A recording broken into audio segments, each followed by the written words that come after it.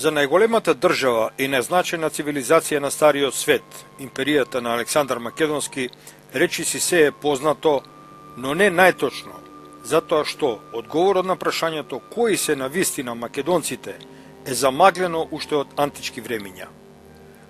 Со изфрлувањето на македонските словени од предантичката историја на Балканот, бил олеснет патот за конечната хеленизација на славното македонско-словенско наследство.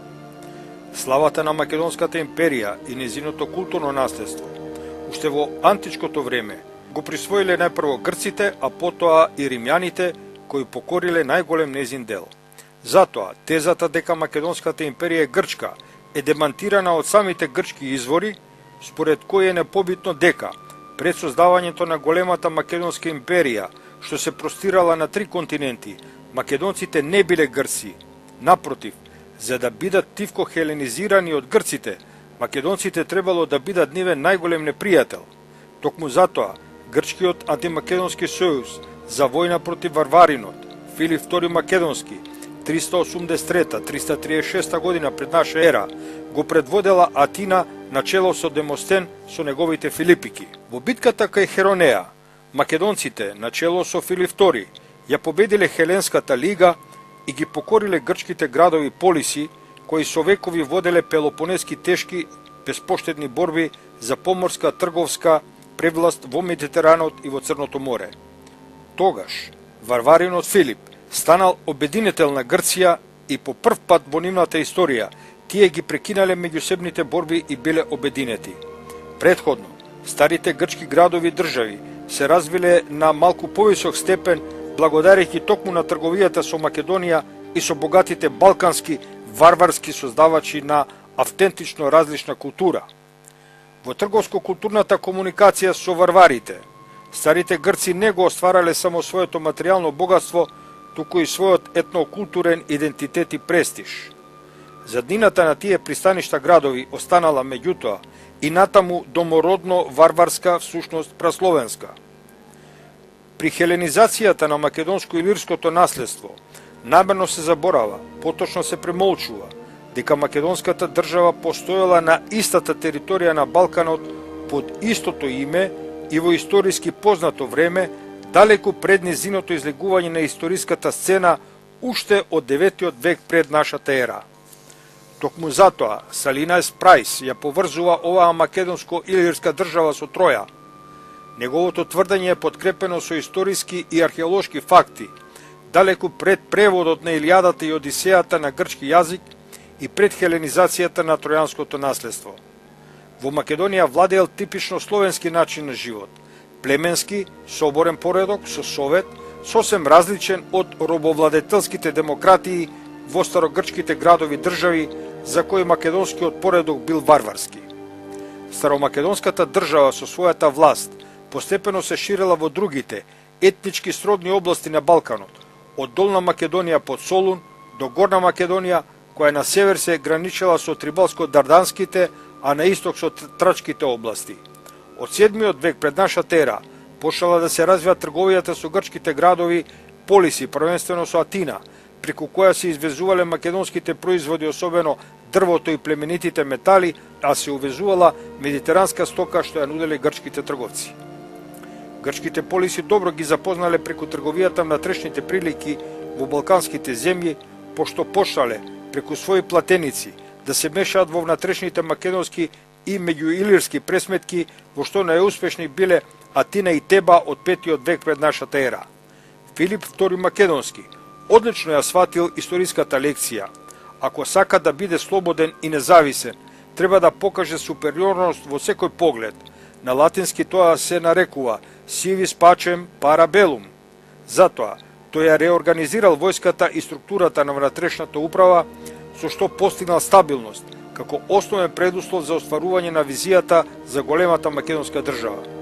Тоа било сон уште на неговиот дедо Аркелај, 413 до 399 година пред нашата ера, основач на престолнината Пела, а го остварил неговиот син Александар III Македонски.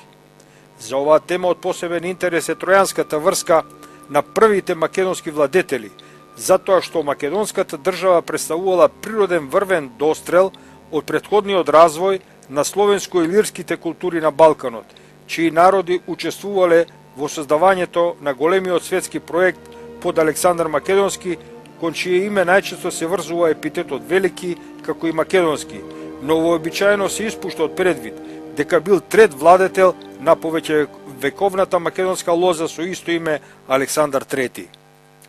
За македонската држава има историски податоци и бројни археолошки докази уште од 10 век пред нашата ера. Таа се развивала во истата географска област на Балканот, чиј центар бил во плодната Вардарска долина до брегот на Белото море, во која македонците живееле и живеат од искон.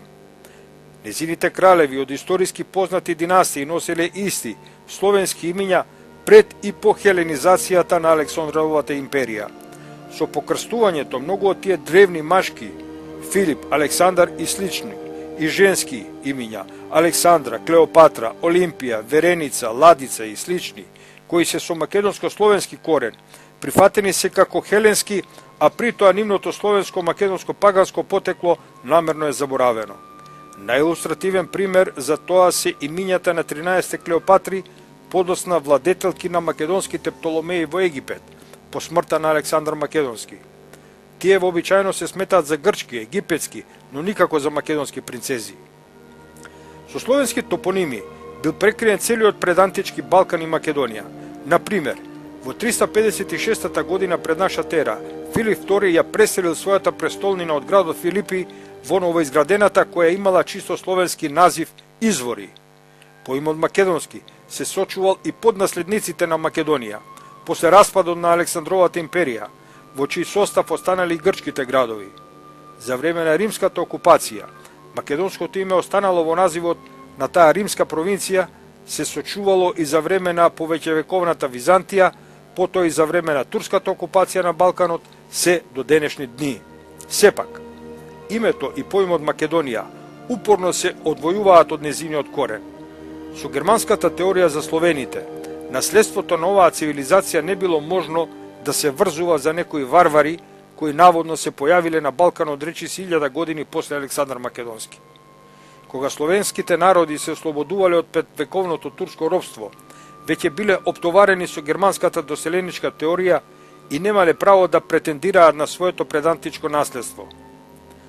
На самите македонци кои непобитно постоеле, бидејќи не можеле да бидат словени, измислено е друго непознато потекло. Направена е вештачка поделба помеѓу два вида македонци – хеленски и некои други, наводно подоснежни, словенски, бидејќи македонското име било и е толку историски познато, што не можело да биде избришано од античките текстови. Тие словенски македонци, кои на Балканот наводно дошле во 6 век од нашата ера, немале никаква врска со македонската држава на Филип и Александар Македонски, со оние кои ги покориле грчките градови, ја создале светската империја. Слична или иста е конструкцијата на конкистадорите во односот на маите. Кога археолозите ги откривале градовите на маите низ џунглите на Јукатан и Гватемала, исчезнале градителите на овие дела кои создале една од најсјајните цивилизации на американскиот континент, со што е прекината каква и да било нивна врска со нивните современи бедни потомци индијанците. Таа теза падна во вода кога беше дешифрирано писмото на маите и беше откриено дека мисионерските верзии на нивните свети книги, преведени на шпански Килам Балам и Попол Ву, се напишани со истиот јазик со кој и ден денес говорат нивните потомци, обесправените маја индијанци. Има многу аргументи со кои може да се демантира конструкцијата за двата вида македонци.